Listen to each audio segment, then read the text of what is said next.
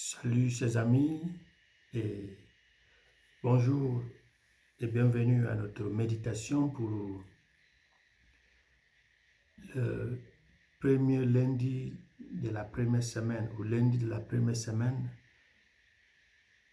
du temps de l'Avent. Nous méditons autour de la foi en Jésus-Christ. Et notre point d'intérêt sera l'évangile selon Saint Matthieu chapitre 8 versets 5 à 11. En ce temps-là, comme Jésus était entré à Capharnaüm, un centurion s'approcha de lui et le supplia. « Seigneur, mon serviteur est couché à la maison paralysé et il souffre terriblement. » Jésus lui dit, « Je vais aller moi-même le guérir. » Le centurion reprit, « Seigneur, je ne suis pas digne que tu entres sur mon toit, mais dis seulement une parole et mon serviteur sera guéri. Moi-même qui suis soumis à une autorité, j'ai des soldats sur mes ordres. À l'ange dit va et il va, à un autre viens et il vient, à mon esclave fais ceci et il le fait. » À ces mots, Jésus fit donc l'admiration et dit à ceux qui le suivaient, « Amen, je vous le déclare, chez personne en Israël, je n'ai trouvé une telle foi. Aussi, je vous le dis, beaucoup viendront de l'Orient et de l'Occident et prendront place avec Abraham, Isaac et Jacob au festin du royaume des cieux. »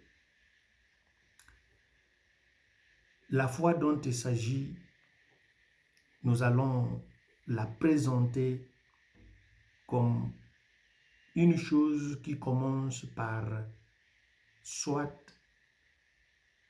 ce que nous avons entendu, soit ce qu'on nous avait dit. Et cela va créer un désir dans le cœur de celui qui croit.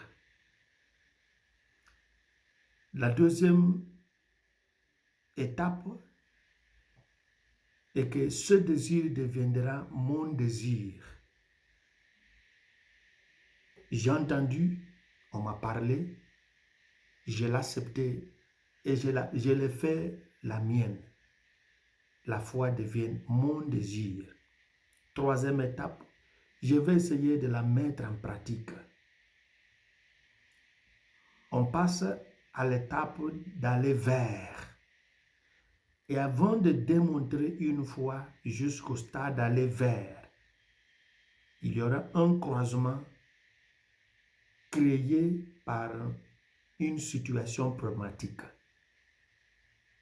qui dépasse ce que je peux faire moi-même, parce que si je peux le faire, je n'ai pas besoin de croire.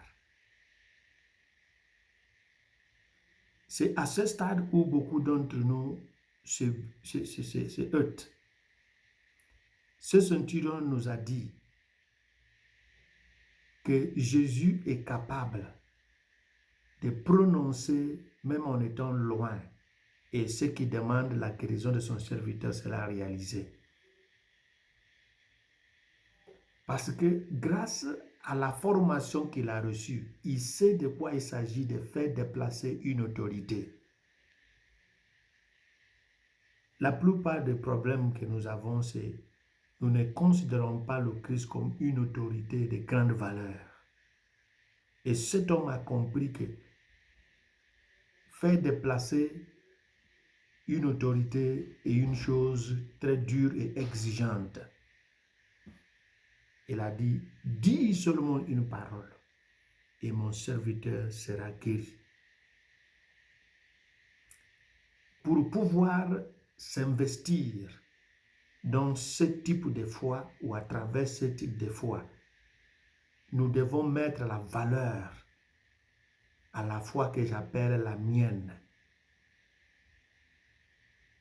Quatrième étape, lorsqu'on va mettre la foi en valeur, ça nous amène vers la piste de l'épreuve.